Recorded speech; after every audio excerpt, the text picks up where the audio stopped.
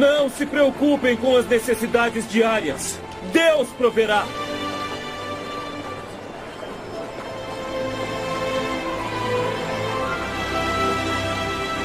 Nosso Pai no céu alimenta as aves no ar. Quanto mais Ele dará a vocês.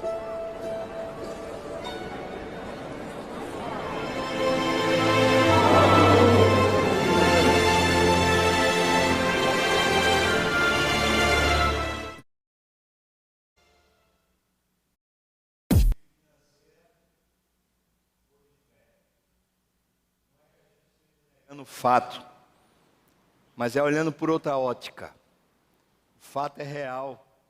O Brasil está vivendo talvez se não for a maior, uma das suas maiores crises de todas as épocas.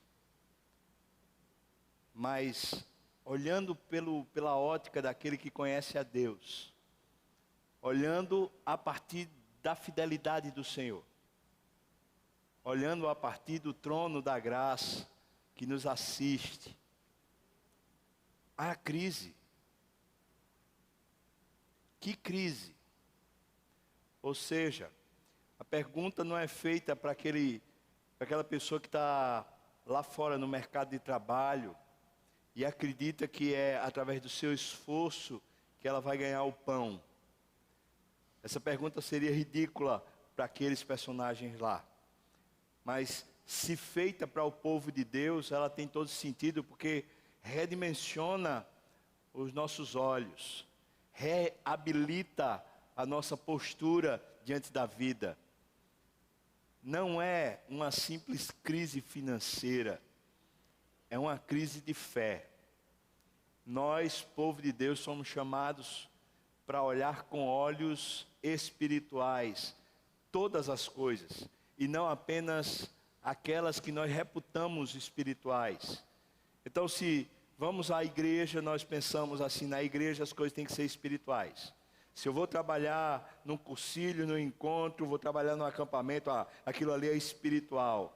Mas, quando eu estou trabalhando lá fora, no mundo, que eu estou com pessoas e sistemas que não conhecem a Deus, com linguajares técnicos, quando estamos nesse meio, então parece que isso não tem nada a ver com Deus. É como se a gente dissesse, existe um mundo secular e um mundo sagrado. É como se a gente acreditasse que existe uma esfera onde vale ser crente e uma esfera onde não vale ser crente. Eu e você somos chamados para, numa época como essa, onde todo mundo está querendo se agarrar em alguma coisa, somos chamados para ter não só um discurso, mas para ter uma postura de alguém que consegue ser um oásis no meio do deserto, uma ilha no meio da tempestade, um porto seguro no meio da maledicência, no meio do desespero. Nós somos chamados, porque nós temos um Deus verdadeiro, maior do que tudo, um Deus que nos prometeu que estaria conosco todos os dias, e que sabe o que necessitamos antes que lhe o peçamos, sabe cada uma das nossas necessidades, que cuida de nós, que zela por nós, que é fiel, nunca faltou e não faltará. O Senhor é o meu pastor, nada me faltará. Qual é o medo que eu tenho? Qual é a ansiedade que me toma os nervos? Qual é a crise que eu passo? Certamente para nós que somos cristãos, não se trata de uma crise financeira. Se trata sobretudo de uma crise de fé. Queria que você abrisse sua Bíblia lá em Êxodo. O livro do Êxodo é o segundo livro da Bíblia, logo depois de Gênesis. No capítulo 17, nós vamos ver outra história onde o povo de Deus passa por uma crise de recursos, falta, e é uma falta real. Mas veja como Deus percebe o coração desse povo que está sofrendo uma necessidade real. 17, Êxodo 17, a partir do primeiro versículo até o versículo 7. Êxodo 17, do primeiro versículo até o 7. Diz assim a palavra: tendo partido toda a congregação dos filhos de Israel, em outras palavras, o povo de Deus, tendo partido do deserto de Sim, fazendo suas paradas, segundo o mandamento do Senhor, acamparam-se em Refidim, e não havia ali água para o povo beber. Impressionante. Esse recurso natural, ele é imprescindível. Não havia ali água para o povo beber. Contendeu, pois, o povo com Moisés e disse: dá-nos água para beber. Respondeu-lhe Moisés: por que contendes comigo? Primeiro ponto de vista de Moisés o problema parece que é pessoal, é comigo. Mas depois ele pergunta: por que tentais ao Senhor? Versículo 3. Tendo aí o povo sede de água, murmurou contra Moisés e disse: por que nos fizeste subir do Egito para nos matares de sede a nós, a nossos filhos e a nossos rebanhos? Então clamou Moisés ao Senhor e disse: que farei a esse povo? Só lhe resta apedrejar-me. A coisa está dura pra caramba. Estão pensando em matar Moisés. Aqui não é impeachment, aqui é apedrejamento. Versículo 5. Respondeu o Senhor a Moisés: passa diante do povo e toma contigo alguns dos anciãos de Israel. Leva contigo em mão o bordão com que feriste o rio e vai. Versículo 6. Veja Deus, eis que estarei ali, adiante de ti, sobre a rocha em Horebe. Ferirás a rocha e dela sairá água, e o povo beberá.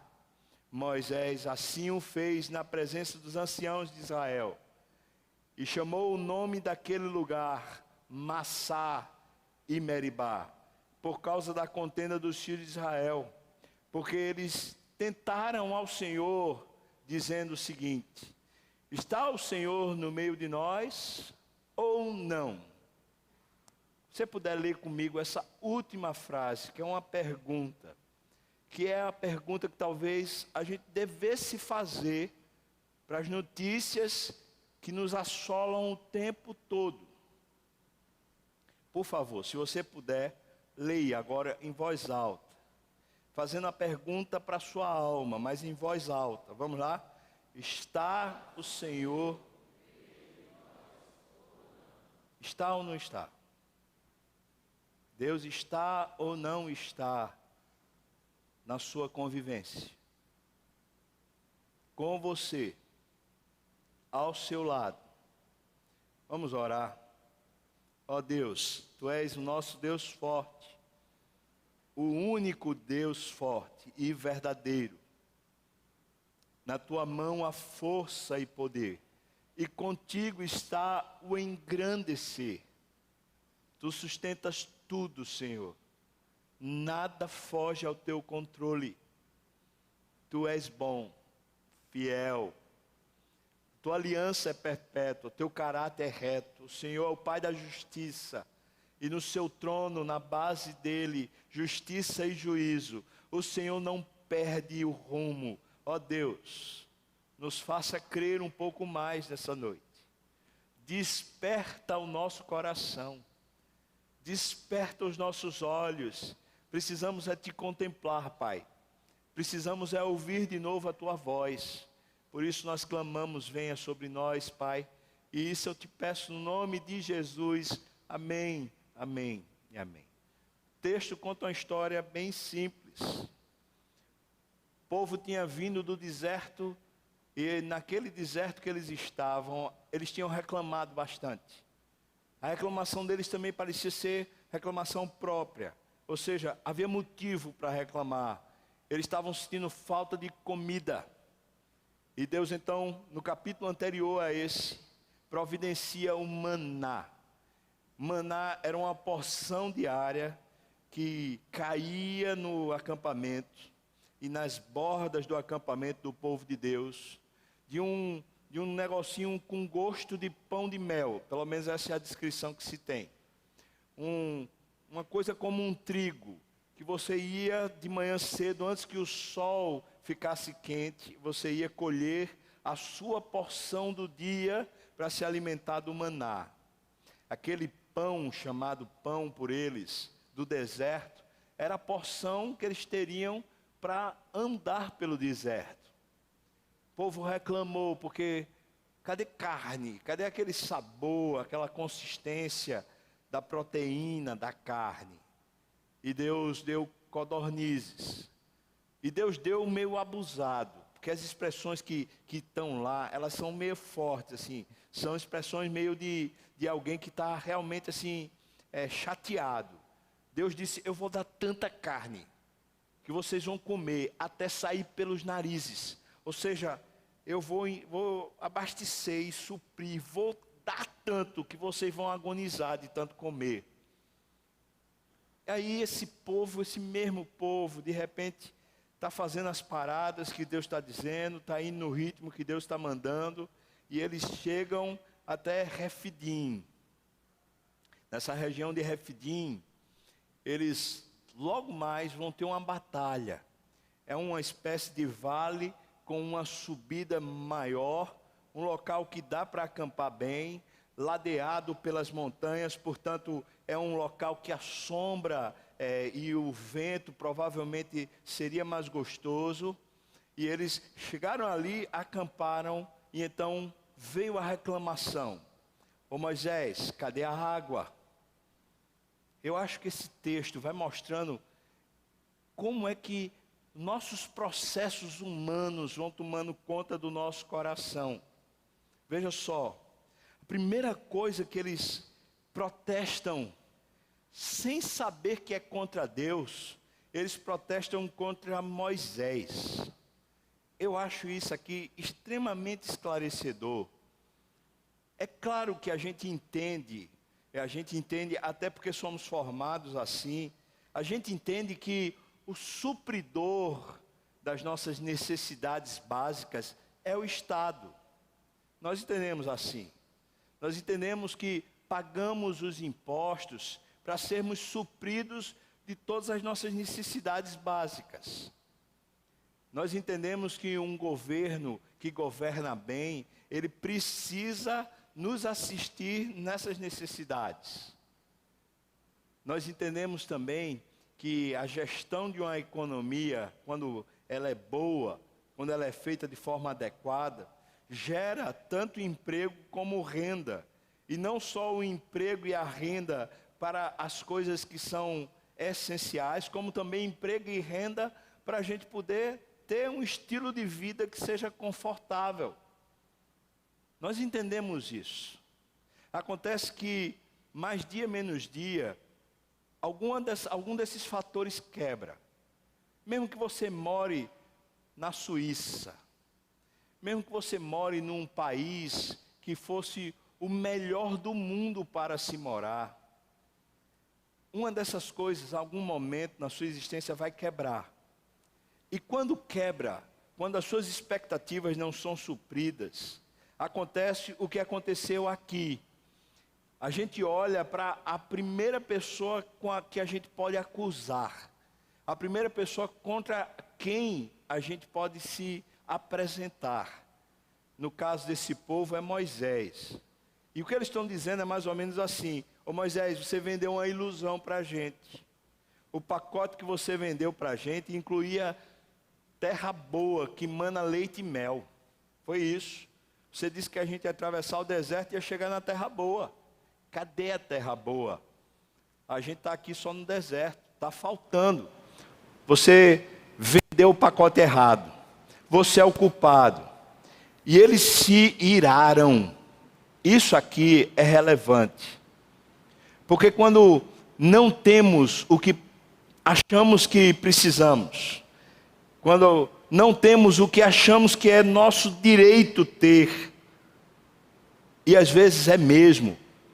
Quando não temos, existe um nível de revolta humano que vai tomando conta do nosso coração, até o ponto da gente estar realmente pronto para matar.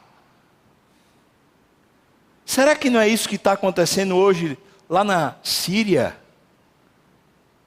Será que não é exatamente esse nível de insatisfação que promove uma guerra civil, onde se quer, através da força bélica, da própria justiça, se destronar alguém, se rebela contra algum nível de autoridade que supostamente é responsável por nos abastecer?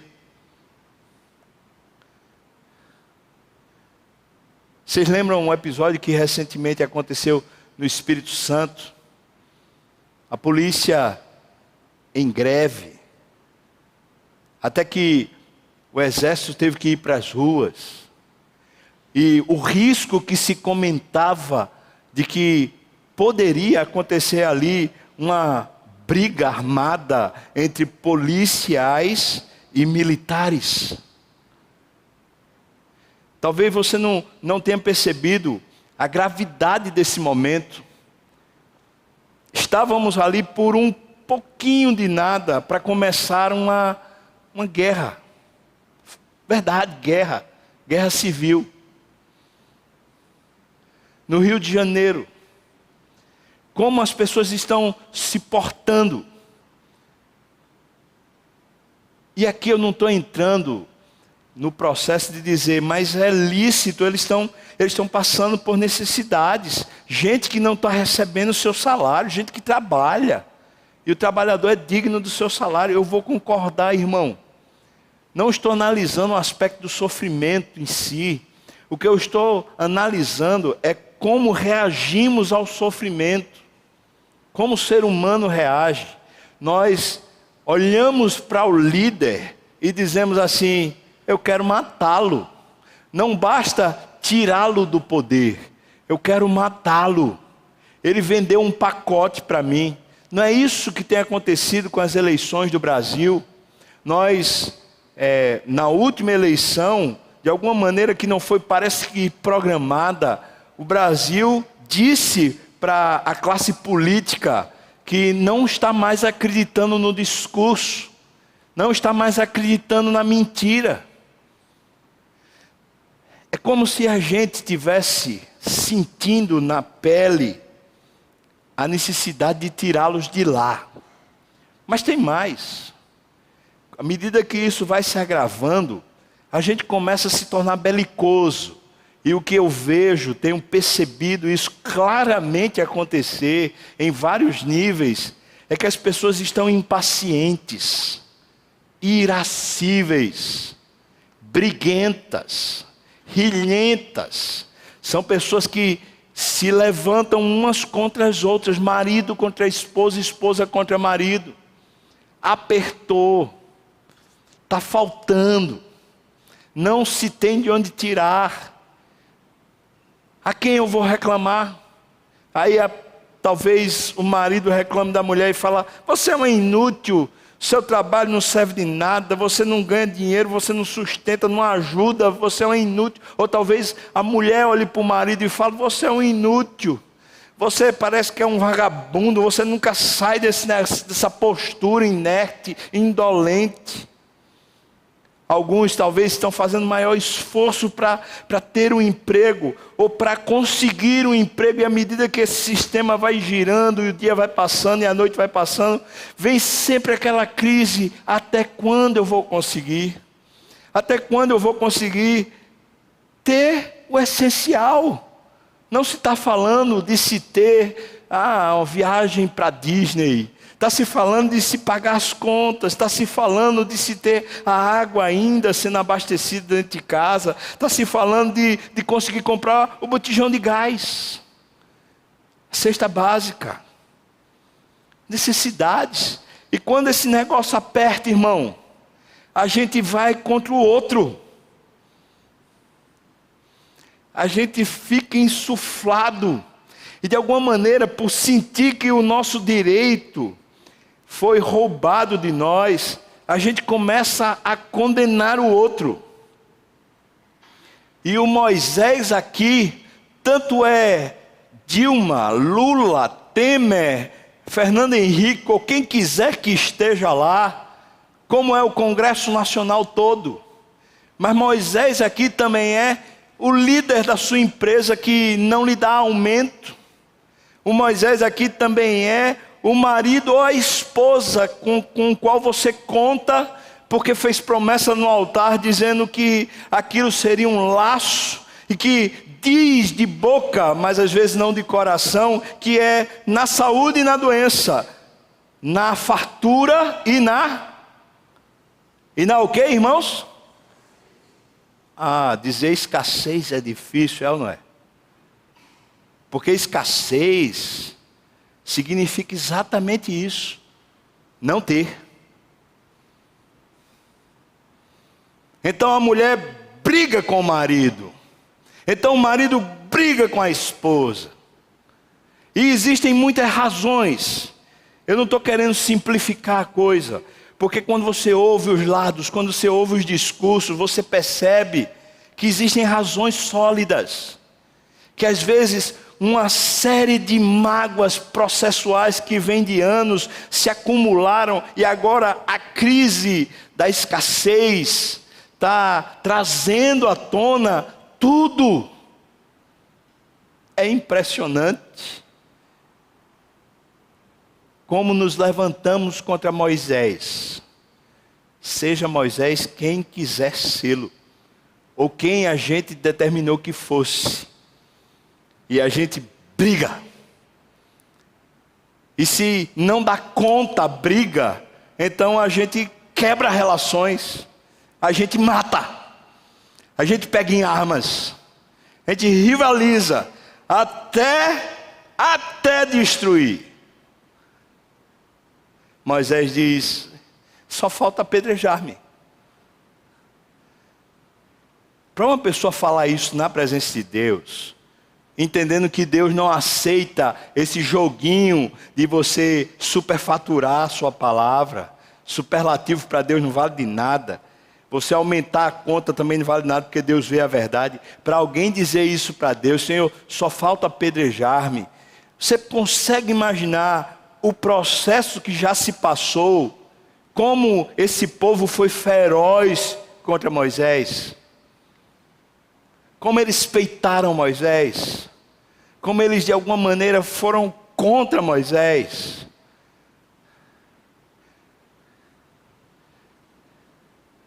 Só falta apedrejar-me. Bom, parece-me que nós, de sã consciência, não conseguimos passar desse nível. Ou seja, é até onde a gente chega. E parece que é até aí que a nossa saúde se perde. Ou seja, a gente fica achando que é só uma questão de mudança de liderança. É só uma questão de mudança de sistema. E a gente mal enxerga que esse problema não é contra Moisés. Esse é um problema contra Deus. E Moisés diz isso. Perceba, por favor, comigo que o texto diz, que depois de Moisés falar essas palavras, ele diz assim: por que tentais ao Senhor, versículo 2? Por que tentais ao Senhor? E sabe o que é lindo nesse negócio? É que Deus vê assim. Deus não vê o povo rivalizando contra Moisés, como Deus também não vê a esposa rivalizando com o amigo, com o marido, ou o marido com a esposa, ou contra o líder, ou contra o chefe. Deus não vê assim, não no meio do seu povo. Deus vê o seu povo quando está assim com o líder. Deus vê assim o povo contrário a Ele mesmo. E aqui eu aprendo e eu aprendo isso para educar meu coração. Eu aprendo que quando eu estou por demais insatisfeito com qualquer nível de liderança que está sobre mim, quando os meus objetivos e propósitos estão sendo cesseados, estão sendo negados ou estão sendo cortados, aqui eu aprendo que a minha revolta é contra Deus. Porque Deus assim vê. Deus não vê como se fosse uma revolta diretamente contra o líder, mas Deus vê como uma revolta contra Ele mesmo. Porque na base desse teorema, na base dessa ideia, está o fato de que Deus fez uma aliança com você.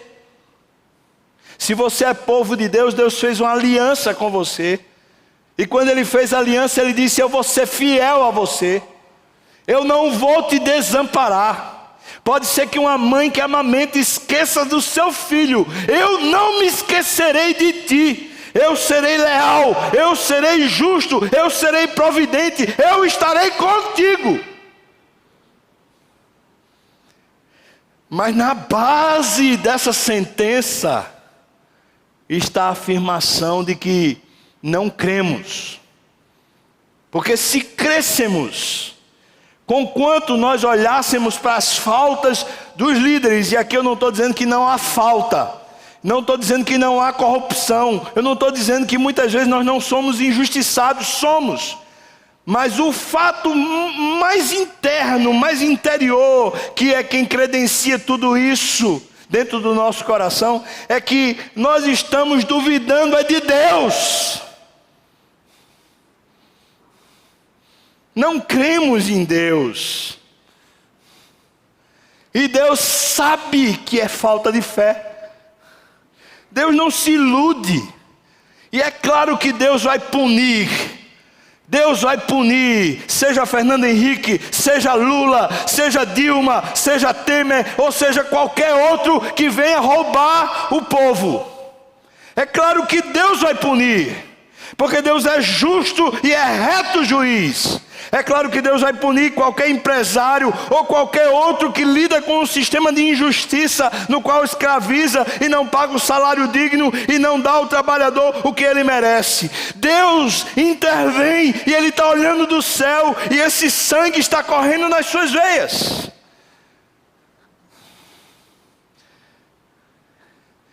Mas será que cremos?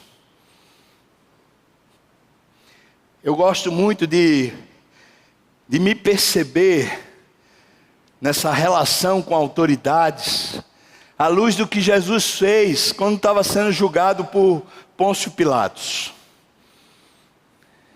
Pôncio Pilatos olha para Jesus e diz assim: por acaso você não sabe que eu tenho poder e autoridade para lhe sentenciar à morte e para lhe libertar? Você não entende isso, Jesus? E Jesus então olha para Pôncio Pilatos. Irmãos, a maior injustiça de toda a história está pronta para ser cometida. Aquele homem vai lavar as mãos. Aquele homem vai entregar Jesus à morte, à crucificação. Não há injustiça maior no universo, na história, no cosmos. E Jesus, diante disso, Ele olha para Pôncio Pilatos e diz: nenhuma autoridade tu terias se do céu não tivesse sido dado. Jesus, diante da pressão, da crise, da dor, Ele consegue ver Deus sendo fiel e leal a Ele. Isso é tremendo. Isso reorganiza a vida. Isso dá esperança. Isso me faz levantar e dizer: há um futuro, há uma boa mão, há um bom governo, há um grande Deus. Quando Moisés fala, talvez desesperado, esse cara vai ser morto. Quando ele está ali desesperado, Deus diz assim para Moisés: guarda essas palavras, sobe até Horebe, lá naquela pedra, você vai com o seu cajado, aquele cajado que você usou para abrir o mar. Chegando lá, eu estarei lá, porque eu vou adiante de você. Guarda essa palavra, irmão. eu vou adiante de você. Eu estou providenciando o dia de amanhã. Eu estou no seu futuro, contemplando a sua história presente como se fosse passado. Eu sei o que lhe espera, e o que lhe espera amanhã sou eu, o dono da sua história, com fidelidade e poder para fazer da pedra sair água, para sair do coração mais duro como pedra, os recursos que são necessários para você. Esse é Deus. Guarde essa palavra, porque amanhã trará os seus próprios cuidados. Amanhã Deus vai estar lá. Quem lhe espera na segunda-feira é o próprio Jesus, que amanhece sorrindo para você e dizendo: eu continuo Senhor, eu continuo dono dessa jossa, eu continuo. Quem lhe espera na terça, na quarta, na quinta, na sexta, na sábado, em todos os feriados, em todos os percursos, mesmo quando você falha, mesmo quando você duvida, mesmo quando você critica, mesmo quando você está com pedras para apedrejá-lo, Ele continua fiel. Não pode negar-se a si mesmo. Ele é fiel porque é assim que é o seu caráter. Ele é fiel porque Ele é Deus. Ele sabe tudo, Ele conhece tudo, nunca faltou. Então eu posso apostar todas as minhas fichas, que a história que me espera pode ser uma história de muito sofrimento, mas será uma história de vitória. Eu posso afirmar com toda a minha alma que o que me espera no futuro é glorioso, porque Deus me conduz de glória em glória, não de tropeço em tropeço, não de embargo em embargo, não de dificuldade e murmuração em murmuração. Mas você crê nisso? Você espera por isso? Abra sua Bíblia em Mateus capítulo 6. Mateus capítulo 6, a partir do versículo 7.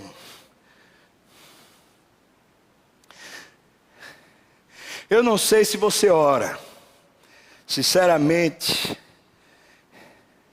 Eu sei que tem muitos crentes que oram, de verdade. Eu sei, eu sou um deles, que oram. Mas eu não sei se você que está me ouvindo ora. Ou se só faz aquela oração de prestação de contas para você mesmo. Tipo assim, eu falei com Deus já essa semana, sei lá no culto, naquele momento lá do louvor, eu senti um negocinho, já falei, já está bom. Ou se você fala mesmo. Se você tem um amigo chamado Deus Altíssimo, o Senhor dos céus. Veja o que diz, Ele diz para nós, versículo 7 e versículo 8, eu vou ler e depois a gente vai ler junto. Diz assim: e orando, não useis repetições inúteis. Você fica insistindo, falando a mesma coisa. Eu aprendi quando era pequeno, que quando a gente murmura, quando a gente fica queixoso, reclamando, a gente está orando para o diabo. Você acredita? Quem fica do lado ouvindo a nossa murmuração, a nossa inquietação, a nossa insatisfação, não é Deus, não é o Espírito Santo, é o diabo que chega junto para conversar com você e falar: é mesmo, azeda mais a tua alma, vai, te envenena mais, eu quero ver tu morto mesmo, vai, fala mais, eu quero ouvir, é isso mesmo, você tem razão. É o diabo. Essa é a oração que mesmo o crente faz para o diabo. Mas veja só, veja o que Jesus está dizendo. Quando você vier falar com o Pai, não invente de ficar repetindo coisas sem conteúdo, coisas inúteis, coisas que nem você crê, coisas que nem você sabe, coisas que nem você tem discernimento. Não me venha dizer: eu creio que amanhã eu vou ganhar dinheiro, quando Deus não disse que você vai ganhar dinheiro amanhã. Deus disse que seria fiel e que lhe abasteceria de todas as suas necessidades. Não me venha afirmar coisas a Deus, decretar coisas a Deus que não tem existência em Deus, a não ser no seu coração enganoso. repetições vãs, inúteis. E aqui acaba toda a palavra positiva, ou todo positivismo. Não parte de nós. Quando oreis, não useis de vãs repetições como os gentios, os que não têm Deus, porque eles presumem que Deus vai se cansar e pelo muito falar, eles serão ouvidos. Ou seja, eu vou ficar no pé desse Deus até Ele me dar. Já ouviu isso? Eu vou ficar ali, eu vou cansar e Ele vai me dar. E ainda usa a parábola da viúva para dizer, tem que ser assim, tem que ficar no pé de Deus até Ele se curvar e dar. Pois se Deus lhe der o que Ele não quer lhe dar, pode ter certeza que é maldição. Pois se Ele lhe der o que é desejo do seu coração, mas não está no coração dele, pode ter certeza que isso vai destruir e arrasar a sua vida. É melhor que Ele não dê. E é por isso que Ele resiste. É por isso que Ele evita. Ele não está suprindo muitas das nossas orações, porque são inúteis e vãs.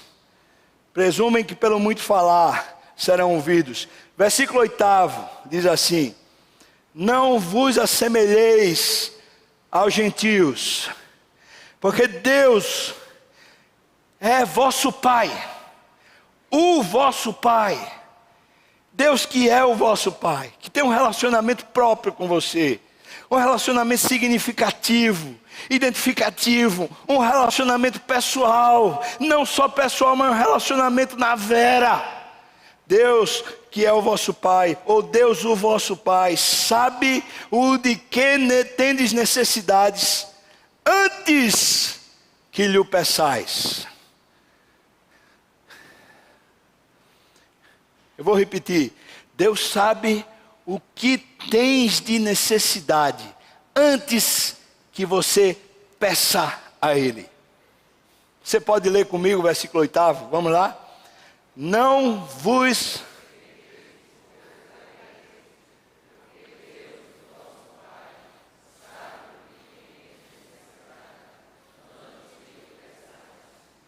Você crê, irmão?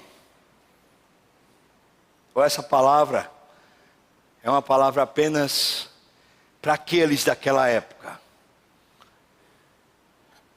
Deus sabe o que eu preciso.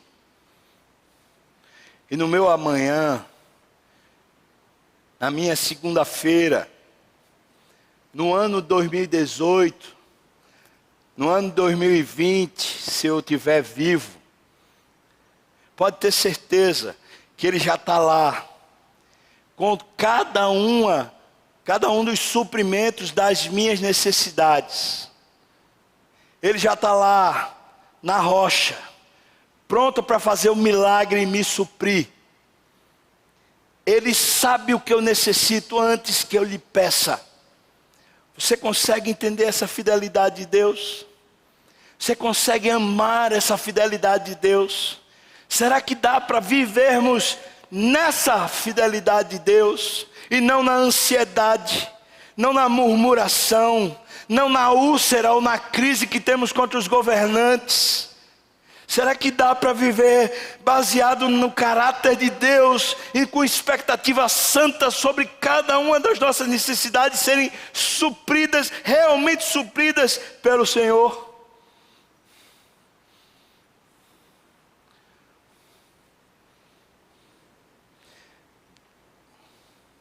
Eu tenho muita reserva para contar situações de abastecimento e suprimento de Deus para mim, que foram já dentro do período do ministério pastoral, porque parece que eu estou falando mal de igreja, parece que eu estou denunciando alguém ou estou falando contra alguém, quando não é. É por isso que eu tenho tanta reserva.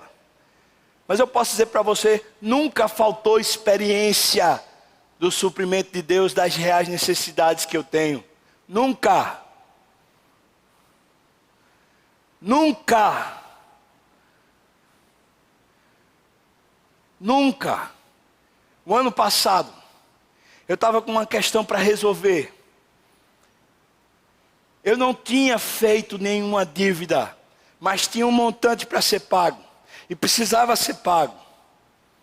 E quando eu olhei, eu fui tomado de surpresa com aquela conta.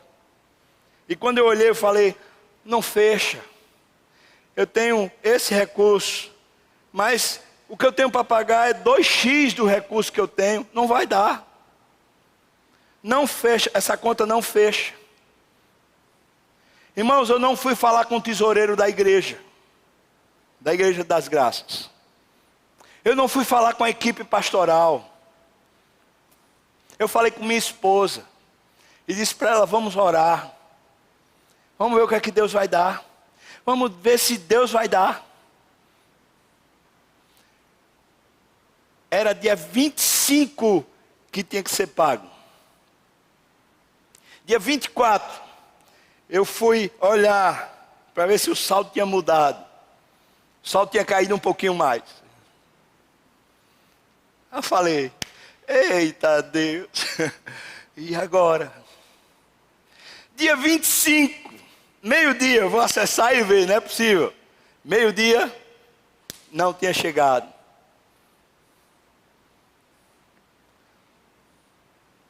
Dia 25, chegou na última hora, o valor exato. Agora, me pergunte quem foi que deu. Aí você deve imaginar, foi alguém que você conhece. Foi alguém que suspeitou. Foi não, irmão. Entrou na minha conta. E sinceramente, até hoje eu não sei quem foi que fez aquele depósito. Porque eu não tinha falado para ninguém. Deus sabe o que necessitamos antes que lhe peçamos. Eu não tinha compartilhado com ninguém, a não ser com Deus. E não tinha dito a Deus, se o Senhor não der, vai ser infiel, porque Ele sabe o que eu necessito. E às vezes eu penso que necessito de uma coisa, mas pode ser que eu não necessite. Às vezes Deus precisa me ensinar e me dar aperto. Às vezes Deus precisa me corrigir e Ele me deixa ver navios nas minhas petições. Mas Ele sabe que eu necessito naquela hora de um aperto. Ele sabe que eu necessito naquela hora de uma correção. Ele sabe o que eu necessito. O que eu não posso é duvidar, tanto do saber como da providência de Deus. Eu quero encerrar esse sermão fazendo uma pergunta para você, e uma pergunta de caminho de vida, e não é uma pergunta fácil de ser respondida. Por isso eu peço que você leve ela para casa, para a gente talvez domingo que vem conversar com ela na prática. Você trabalha para suprir suas necessidades? O suor do seu rosto é quem lhe serve para poder suprir as suas necessidades? É a sua dedicação, é o seu empenho, é o seu esmero que lhe garante a vitória? Essa é a pergunta. A pergunta é, você trabalha para se sustentar? Você trabalha para poder crescer profissionalmente e crescer também financeiramente? É para isso que você trabalha? Porque eu vou dizer para você que provavelmente a crise que vivemos financeira, que você tem se apertado, que você tem ficado ansioso, que você tem ficado duvidoso, que você tem querido muito mal até o ponto de querer apedrejar o líder. Vou lhe dizer que essa crise tem mostrado para você que você está seguindo um fluxo errado. Vou lhe dizer, irmão, que à medida que você confia, ou à medida que você vive a partir dessa base, eu trabalho para pagar minhas contas, eu trabalho para me dar bem, eu trabalho para ter sucesso, eu trabalho para ter uma recompensa. À medida em que você vive nesse sistema, você pode viver sem Deus. Porque o ímpio vive assim.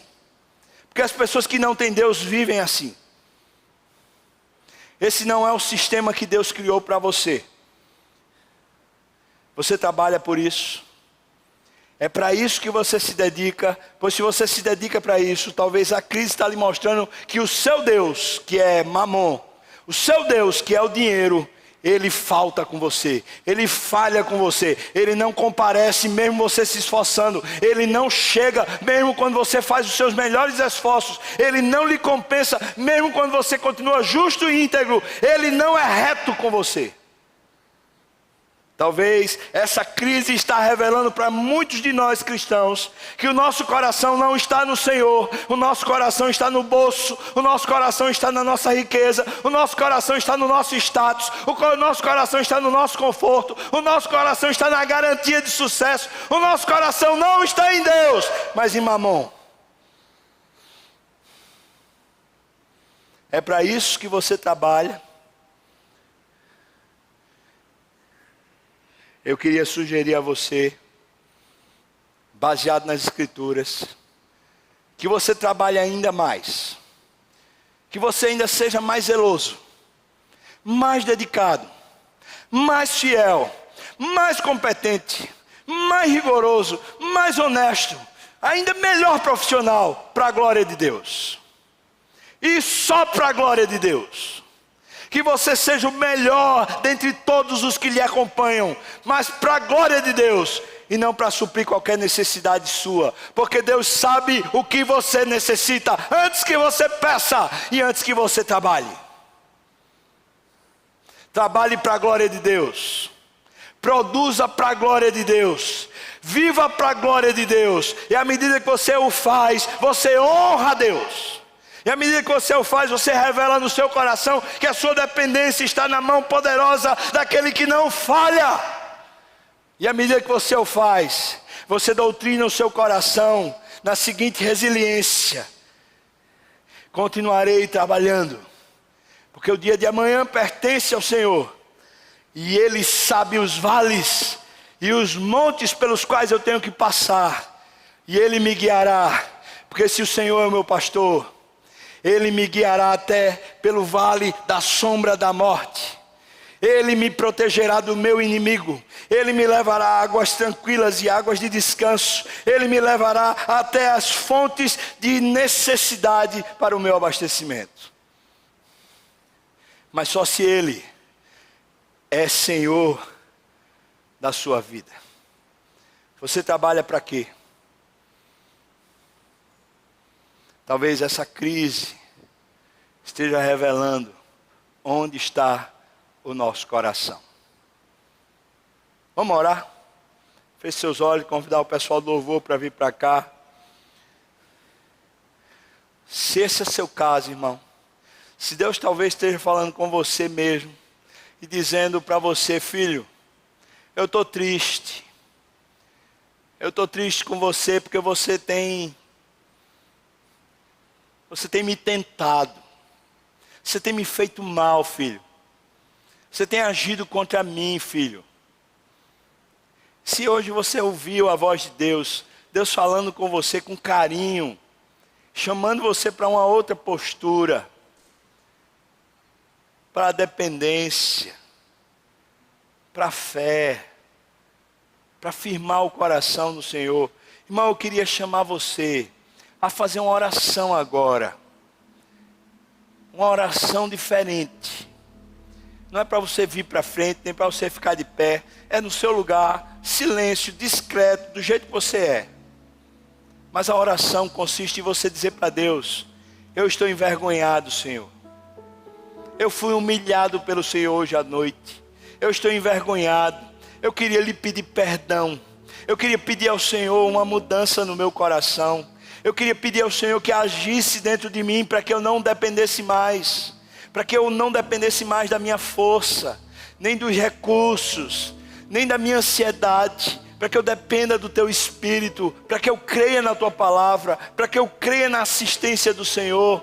E que eu creia que o Senhor é previdente, é providente, o Senhor é o Deus que me abastece. Uma oração de arrependimento. Uma oração de posicionamento, de você pôr o seu coração na reta, no caminho próprio. Você orar, irmão. Um tempo de oração. Você falar com Deus. Enquanto você estiver aí orando, o louvor vai estar ministrando. Mas você continua orando. Por isso eu não estou pedindo para você ficar de pé. Eu estou pedindo para você ficar do jeito que você está. E orar. E pedir perdão. E pedir a Deus força para mudar a atitude do coração. Vamos orar, irmãos.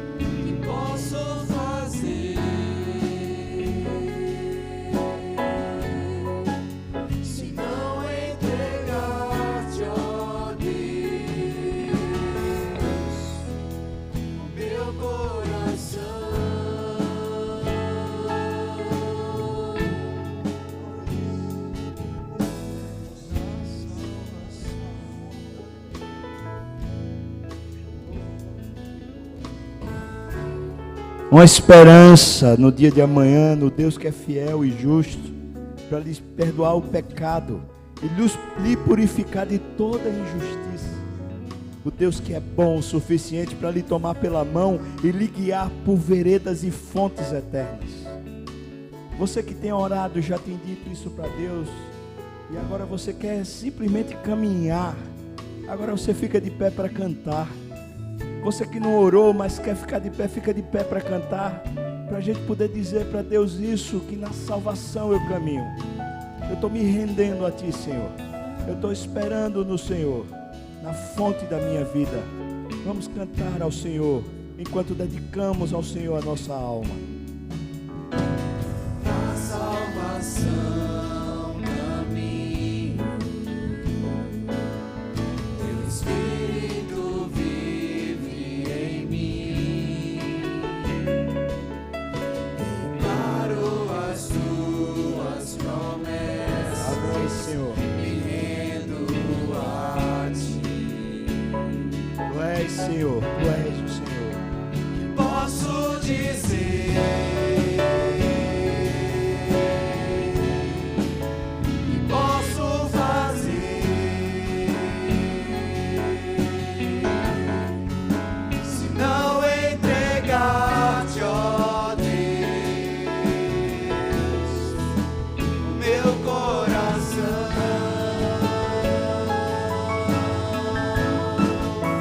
E posso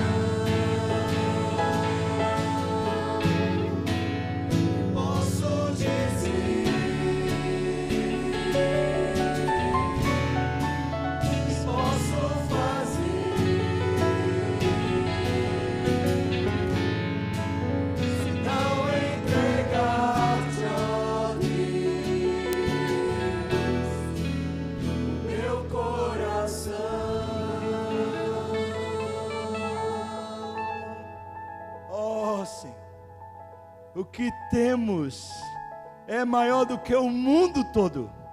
Temos a Ti, ó Deus. O Senhor é suficiente para nós. O Senhor resgata a nossa história.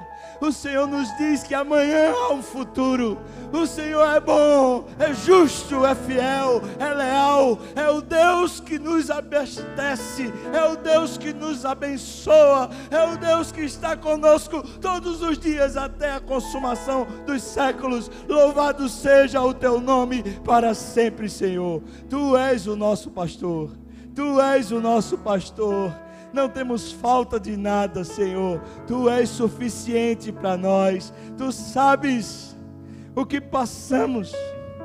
Tu sabes as dores, o sofrimento, a lágrima. Tu sabes, Senhor, a inquietação, a ansiedade, a úlcera. Tu sabes a ira, a revolta. Tu sabes os direitos que foram roubados. Tu sabes a injustiça que passamos. Tu sabes, Deus. E Tu não estás quieto. Tu estás agindo, Tu és santo, Tu és fiel, Tu és poderoso, Tu és o justo vingador. Oh, esperamos em Ti, Senhor. Esperamos no Senhor, a fonte da nossa vida, aquele que nos abastece em todas as coisas. Louvado seja o Teu nome, ó Deus. E que a graça do nosso Senhor e Salvador Jesus Cristo, o amor de Deus, o nosso querido e amado Pai, a comunhão, o consolo, a bênção, o poder, o avivamento do Espírito Santo venha sobre nós, o povo do Senhor, até quando o Senhor voltar e nos tomar para si mesmo. Aleluia.